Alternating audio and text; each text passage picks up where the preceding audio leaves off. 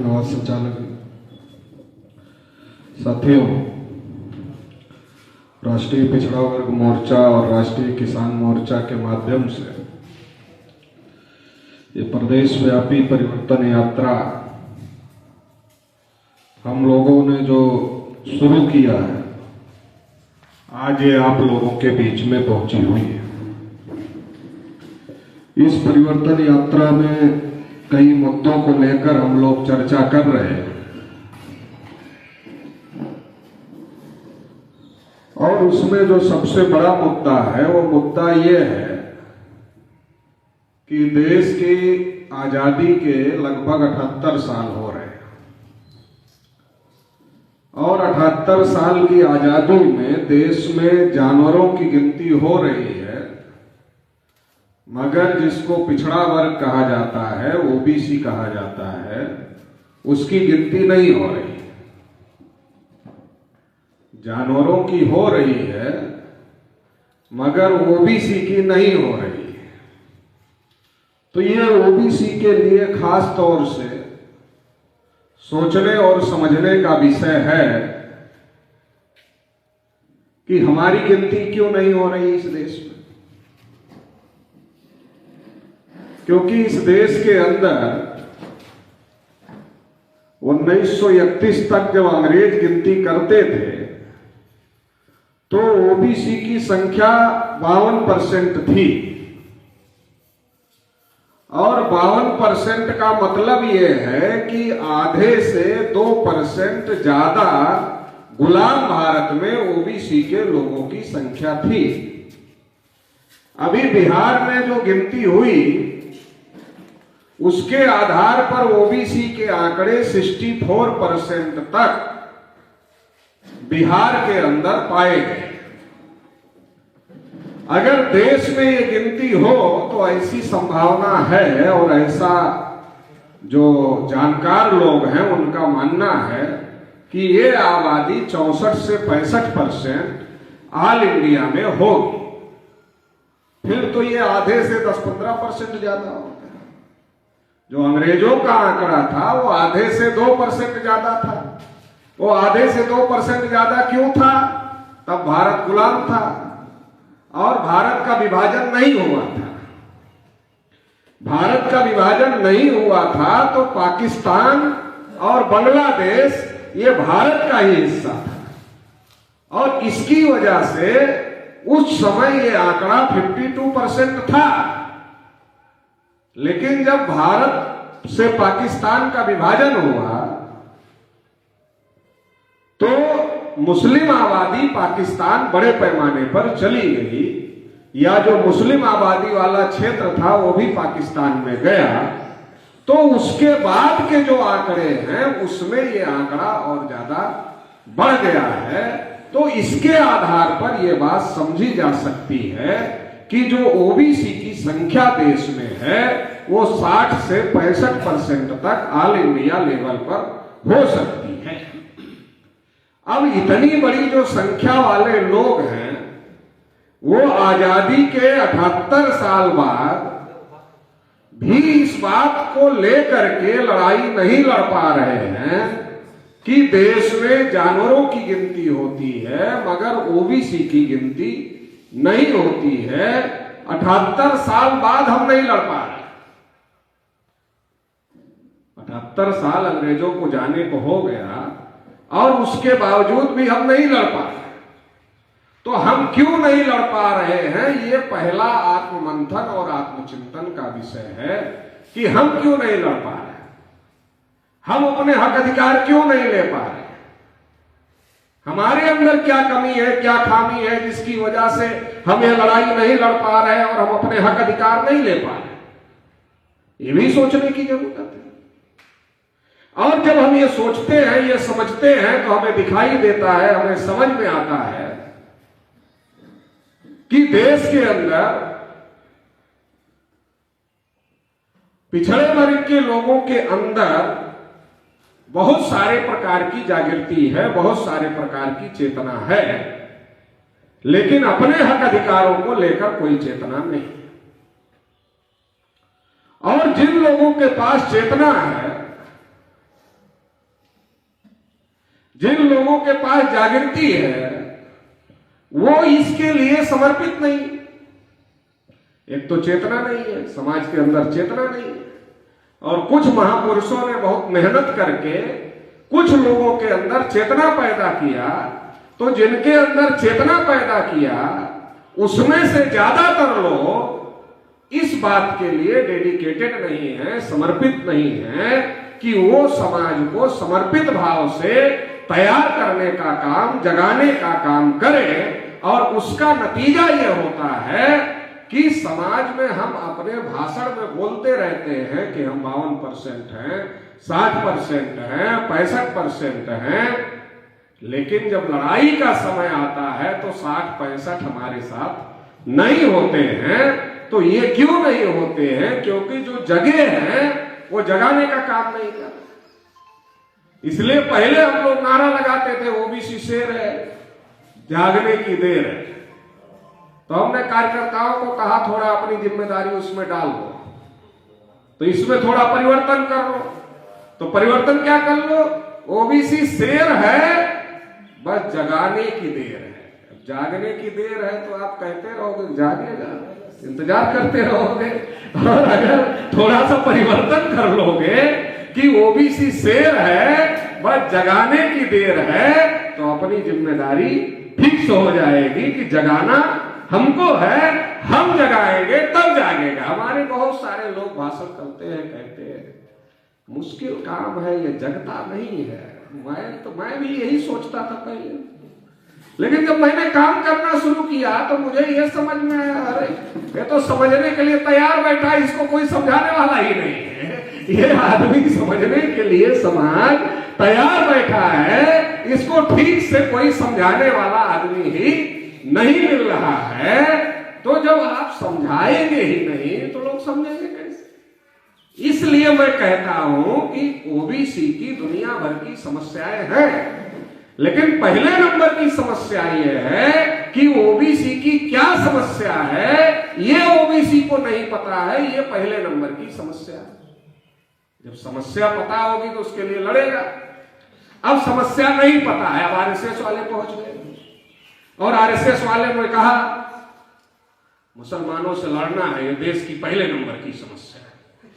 अब आप नहीं पहुंचे, आप तो जगे हुए हैं, लेकिन आप नहीं पहुंचे कि ओबीसी की गिनती नहीं हो रही, ये पहले नंबर की समस्या है।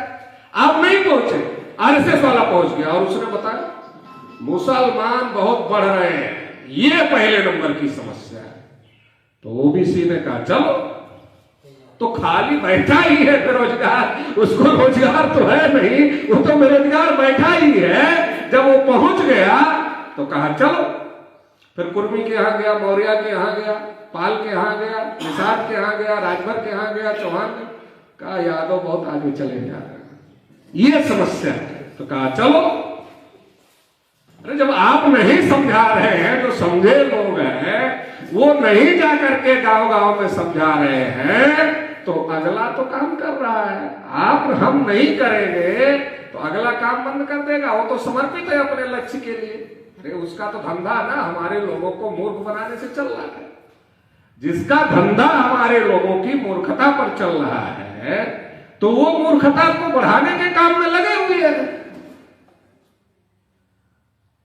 और अगर उनके काम को बंद करवाना है तो जो हमारे में समझदार लोग पैदा हो गए महापुरुषों के आंदोलन की वजह से, महापुरुषों के मूवमेंट की वजह से, उनको मेहनत करना पड़ेगा। अब खून देने की जरूरत तो रही नहीं, क्योंकि अब तो लड़ाई, पहले राजपाट हासिल करने के लिए खून निकालना पड़ता था, किसी गर्दन कट जाता, किसी हाथ कट जाता था, किसी का पैर कट जाता। लड़ते थे लोग तीर तलवार भाले से, हाथी घोड़े से। अब तो वो लड़ाई रही नहीं।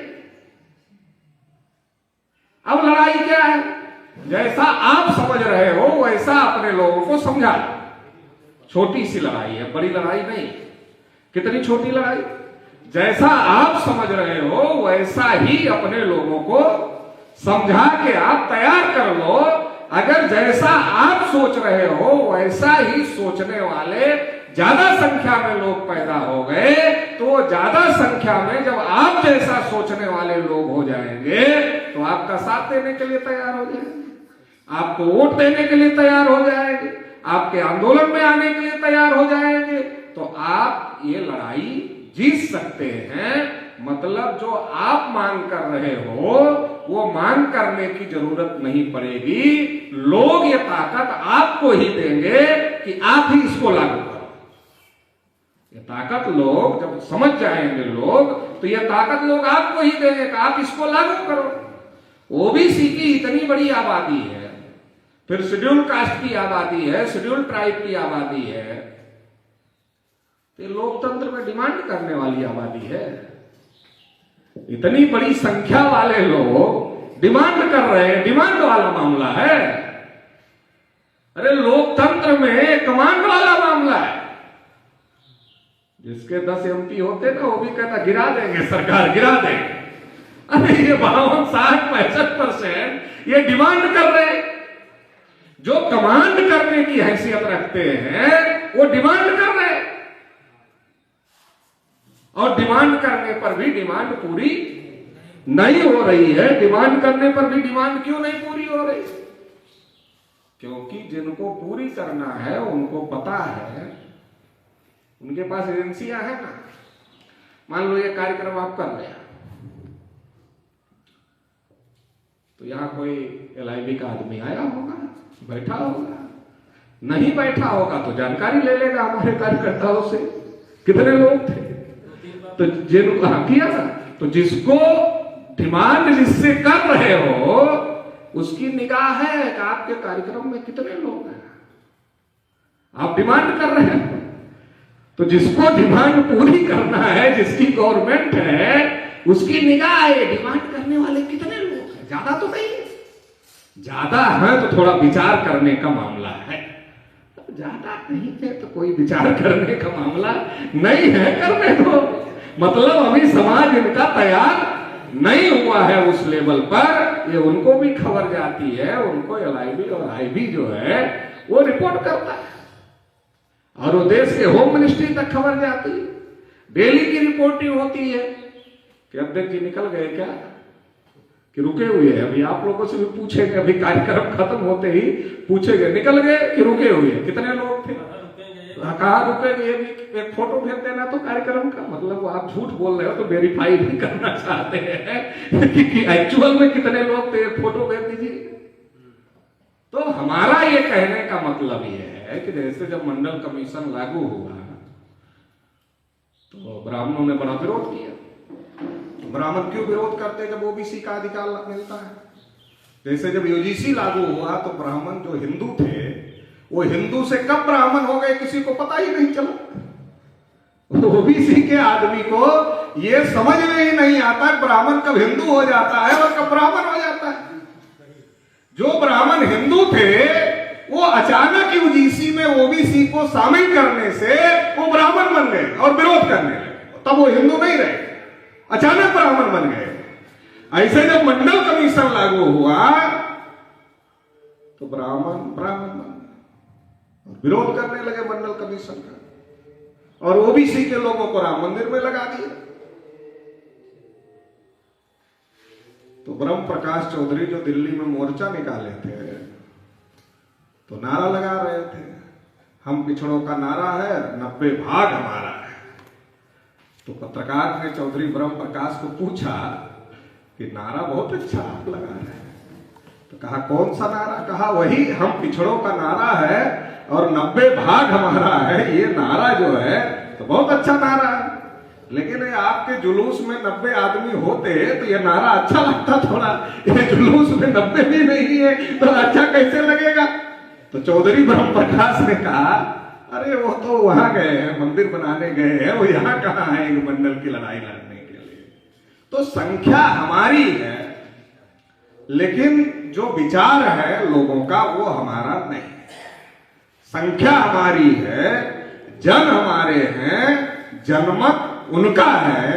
जब जनमत उनका है तो जन हमारे होकर भी हमारी बात नहीं सुनी जा रही है, क्योंकि जनमत उनका है।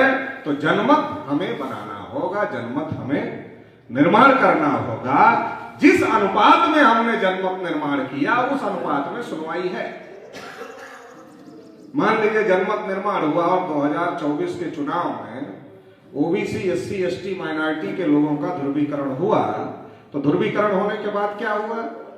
जो 2 पैर पर खड़ी सरकार थी दिल्ली में, वो 1.5 पैर पर आ गई, और आधे पैर में आधा पैर नीतीश कुमार का लग गया और आधे में आधा चंद्रबाबू नायडू का लग गया।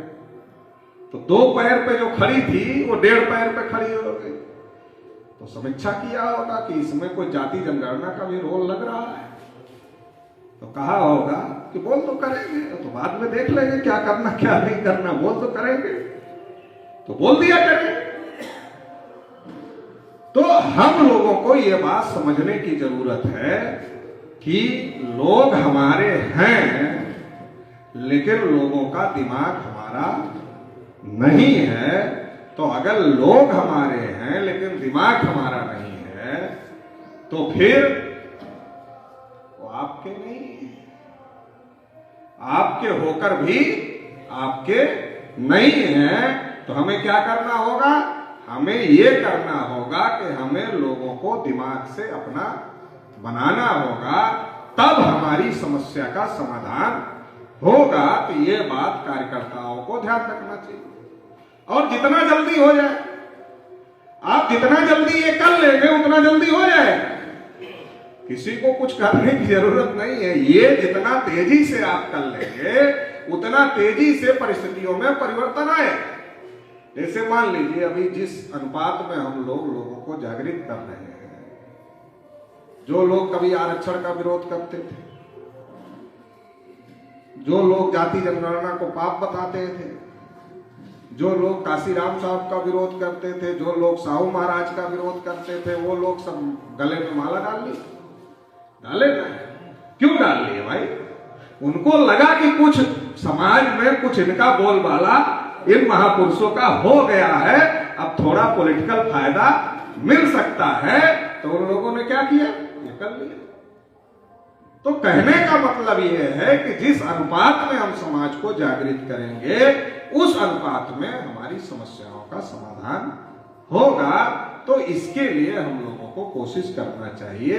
केवल संख्या मात्र होने से लोकतंत्र में समस्या का समाधान नहीं हो सकता है।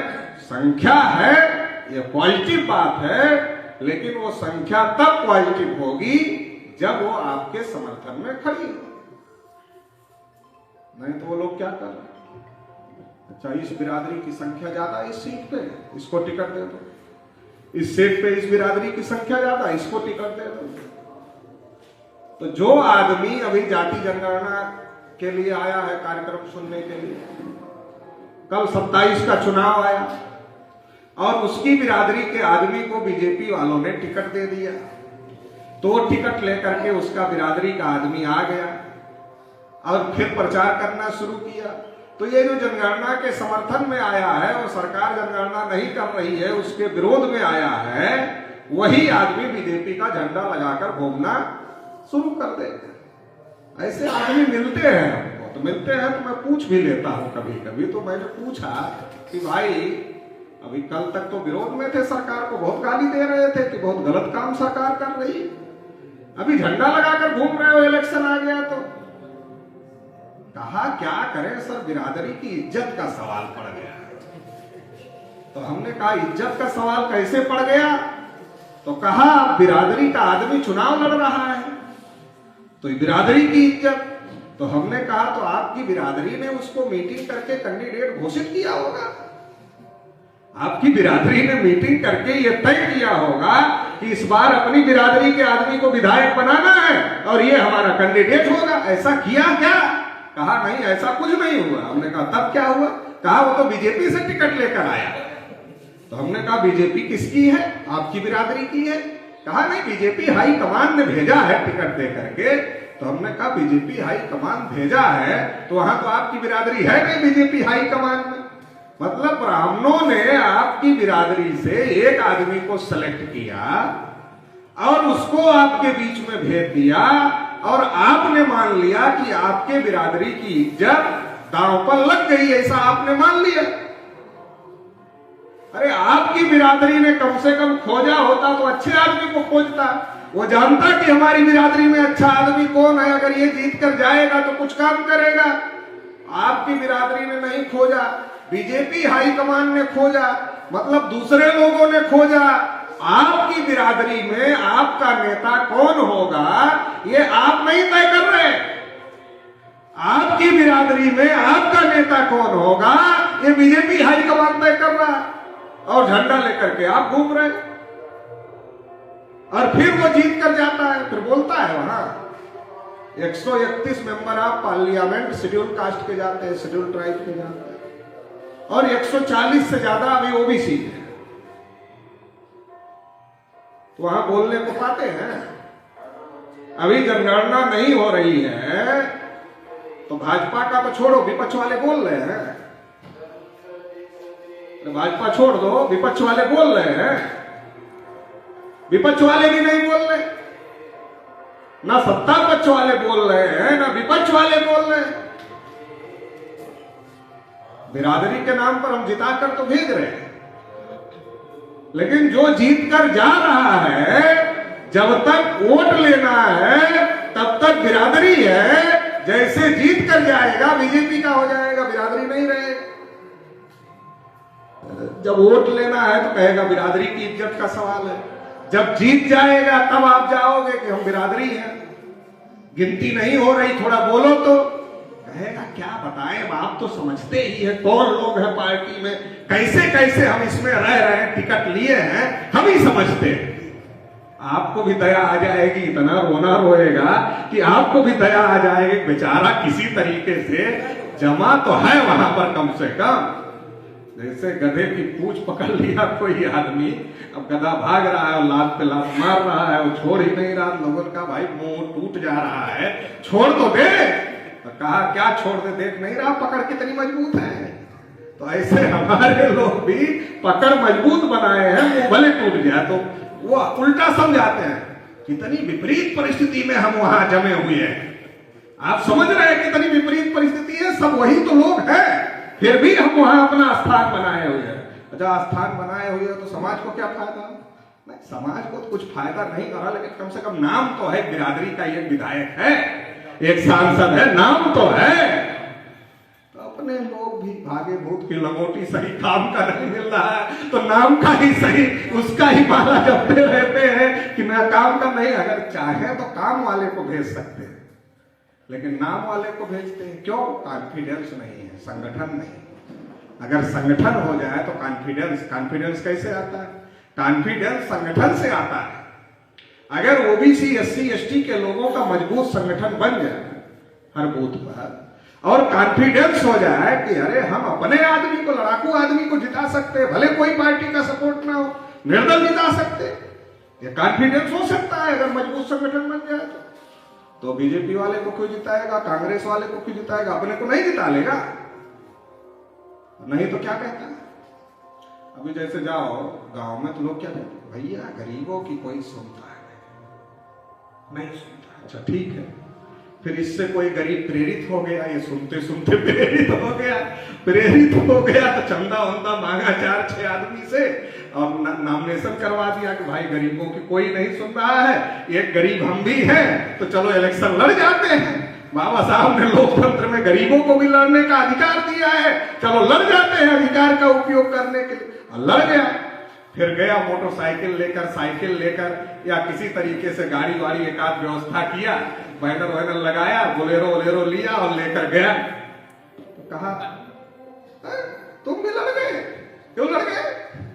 जो कल तक कह रहा था गरीबों की कोई नहीं सुन रहा है, वही उस गरीब प्रत्याशी को क्या कहता, तुम भी लड़ गए। क्यों लड़ गए तुम? वोटें काटोगे, बिरादरी को हरवा दोगे। जो बिरादरी उसको पहचानता भी नहीं, उसके लिए वो लड़ रहा है कि वोट ही काटोगे, हरवा दोगे। तो ये कॉन्फिडेंस लो है ना, ये कॉन्फिडेंस क्यों लो? वो भी जानता है अच्छा आदमी, लेकिन वो जानता है कि जीतेगा नहीं। अरे सब वोट ही दे तो क्यों नहीं जीतेगा? अरे वोट से जीतेगा कि गाड़ी पैसे से जीतेगा? जीतेगा वोट से। अगर सब लोग वोट ही दे तो क्यों नहीं जीतेगा? वोट दे तो जीतेगा, पहले ही मान लेते हैं ये तो बड़ी पार्टी से नहीं है, कैसे जीतेगा? नहीं जीतेगा, नहीं जीतेगा तो जीतने वाले को वोट नहीं दोगे तो वोट क्या हो जाएगा? खराब हो जाएगा। अब बताओ, ये भी नया ज्ञान पढ़ा दिया लोगों ने। अरे भाई, वोट कहीं खराब होता है? वो कोई मिठाई है जो कुछ दिन नहीं खाओगे तो खराब हो जाएगा? अरे वोट है, वो जितना आप डालोगे जिसके निशान पर उतना उसको मिलेगा, और जितना जिसको मिलेगा उतना उसकी ताकत समझी जाएगी, कितना उसकी ताकत है। तो ये वोट कोई खराब होने वाली चीज थोड़ी है। मान लो किसी विधानसभा में किसी आदमी को 10,000 वोट मिल गया, 20,000 वोट मिल गया, 25,000 वोट मिल गया, अब मिल गया तो क्या वो खराब हो गया? वो चुनाव नहीं जीता, जीतेगा तो एक ही ना, तो क्या खराब हो गया? खराब नहीं हो गया। जब आपकी जरूरत पड़ेगी और आप उसको कहोगे कि थोड़ा थाने में टेलीफोन करो तो हमारा मामला फंसा, तो थाने वाला उसको गंभीरता से लेगा, बोलेगा अरे 25,000 वोट पाया था, आपकी जीत सकता है, तो उसको गंभीरता से लेगा। तो वोट खराब नहीं होता, लेकिन ऐसी बहुत सारी गलत फहमियां हम लोगों के दिमाग में भरी गई हैं, और इसका नतीजा ये है कि लोकतंत्र पर शासक वर्ग के लोगों ने, बड़े लोगों ने कब्जा कर लिया है। अभी कोई ईमानदार आदमी चुनाव लड़ने की स्थिति में नहीं, और समस्याओं का समाधान इसलिए नहीं होगा। चुनाव कौन लड़ रहा है? जो करोड़ों रुपया खर्च कर सकता है। करोड़ों रुपया कौन खर्च कर सकता है? जिसके पास उद्योग धंधा होगा, बड़ी बड़ी चीजें होगी, वही ना खर्च कर सकता है। तो जो जितना बड़ा आदमी है उसकी उतनी बड़ी कमजोरी भी है। क्या समझ? जो जितना ज्यादा बड़ा आदमी है पैसे में, उसकी उतना कमियां, खामियां, कमजोरियां भी है। तो शासक वर्ग क्या करता है?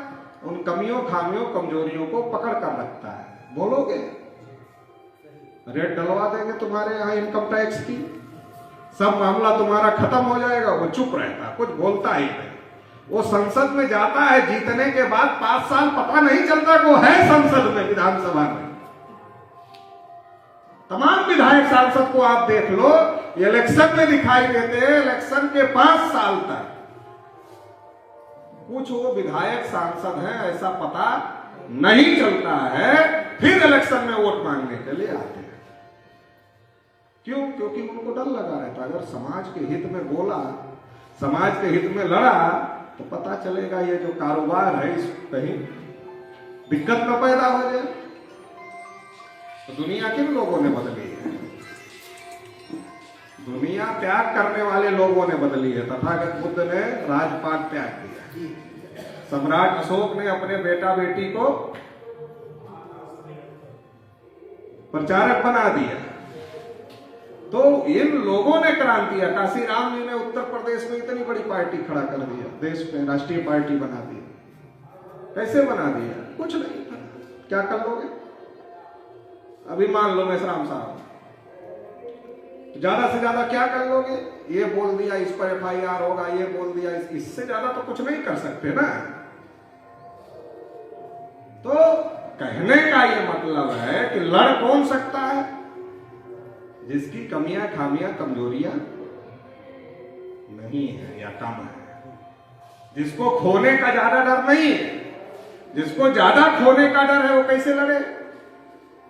वो नहीं लड़ सकता है। तो हम जिनको चुनकर भेज रहे हैं वो वहां जाकर बोल ही नहीं रहे हैं। बोल क्यों नहीं रहे हैं? कि ज्यादा बोलेंगे तो कहीं आय से अधिक संपत्ति का मामला ना लगे, जांच ना हो जाए, जेल ना भेज दिए जाए, तो बोलते ही वो चुप है। जब वो चुप हैं तो आपकी समस्याओं का समाधान कैसे होगा? और जब से EVM आ गया, तब से जो छोटे मोटे लोग जो लड़ रहे थे, 10-5 हजार वोट पाकर मनोबल बढ़ा लेते थे, तो उनका भी मामला गायब हो गया। अभी वो छोटा मोटा आदमी जो 10,000 पा सकता था, वो 500 पाता है, 200 पाता है, 150 पाता है, क्योंकि उसका वोट ही पता नहीं कहां चला जाता है, तो वो पाता ही नहीं। तो ये सारी परिस्थितियां देश में हैं, कि एक तो जाति के नाम पर हमारे लोगों का इस्तेमाल किया जा रहा है, धर्म के नाम पर हमारे लोगों का इस्तेमाल किया जा रहा है, मशीन का उपयोग हमारे लड़ाकू लोगों के खिलाफ किया जा रहा है, पैसे का उपयोग किया जा रहा है, चुनाव आयोग का उपयोग किया जा रहा है। तो ये जहां से आपको न्याय मिलना है, इंसाफ मिलना है, पार्लियामेंट से ही तो कोई चीज हल होती है।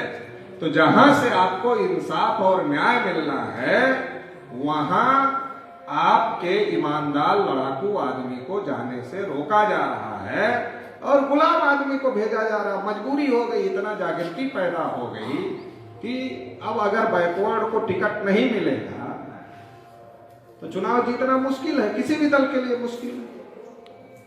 अगर बैकवर्ड को टिकट नहीं देगा तो किसी भी दल के लिए चुनाव जीतना मुश्किल है। ये तो चेतना पैदा हो गई।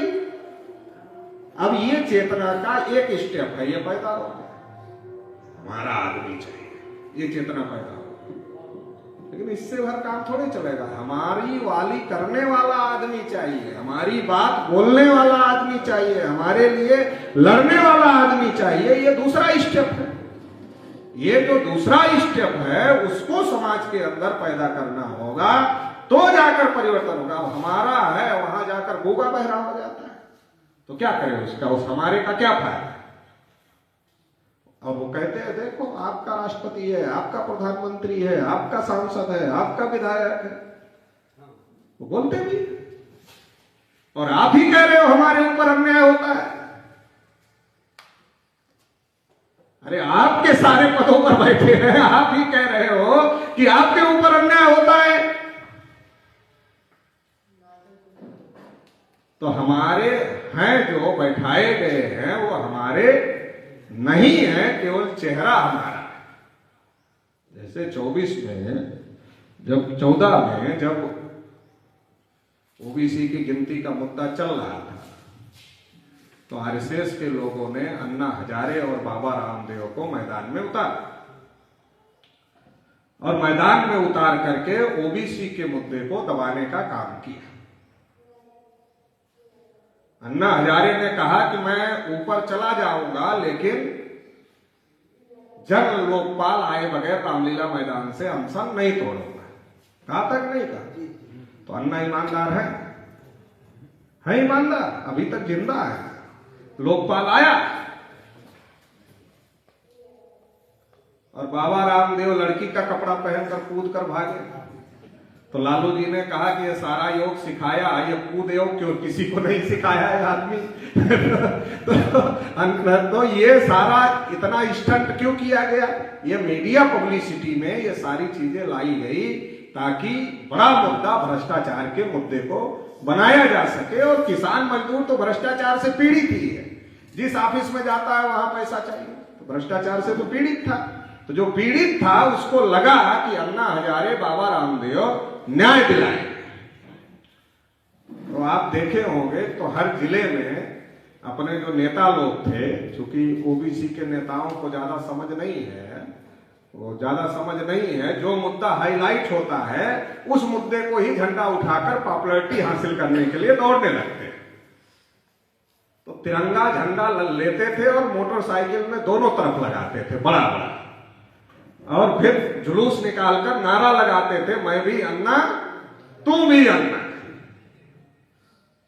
तो हम लोग उस समय कह रहे थे कि ये गिनती को दबाने के लिए लाया गया है। तो जब हम लोग ये बात कह रहे थे तो लोग क्या कह रहे थे, अरे वो बेचारा अन्ना हजारे राजा हरिश्चंद्र के बाद धरती पर पहला ईमानदार आदमी आया है, तो ये उसकी जान बचाना जरूरी है, नहीं तो मर जाएगा। वो बोल रहा है कि हम अनशन से उठेंगे ही नहीं जब तक जन लोकपाल नहीं आएगा, तो उसकी जान बचाना जरूरी है। तो उस समय हम लोग कहते थे कि जिस दिन गिनती का मुद्दा दब जाएगा अन्ना हजारे अखबार के पन्ने से गायब हो जाएगा। तो अभी दिखाई देते हैं अन्ना हजारे। मैं महाराष्ट्र गया था तो महाराष्ट्र में पूछा, अरे अन्ना जी का कुछ पता नहीं चल रहा। कहा एक दिन खबर आई थी, अन्ना जी ने कहा कि मेरा इस्तेमाल हो गया। तो मैंने कहा आप पछताए का होत है, जब चिड़िया चुप गई खेत तब पछताने से क्या होता है। प्रशांत भूषण ने एक दिन कहा, बड़े वकील हैं सुप्रीम कोर्ट के, क्या कहा, मुझे पता नहीं था कि इस आंदोलन के पीछे आरएसएस थी, अनजाने में हम उसमें चले गए थे। प्रशांत भूषण ने कहा स्टेटमेंट में। ऐसे बहुत सारे लोगों ने कहा। तो ये सारा मूवमेंट आरएसएस ने पीछे से कांग्रेस के साथ मिली भगत करके खड़ा किया था, और खड़ा करने के पीछे दो मकसद था। एक मकसद था ओबीसी की जनगणना को दबाना, और दूसरा मकसद था अन्ना आंदोलन की पीठ पर सवार होकर भाजपा की सरकार पूरे देश भर में बनाना। ये दो मकसद था, और दो मकसद पर कामयाब हुई, क्योंकि इसी आंदोलन के सहारे फिर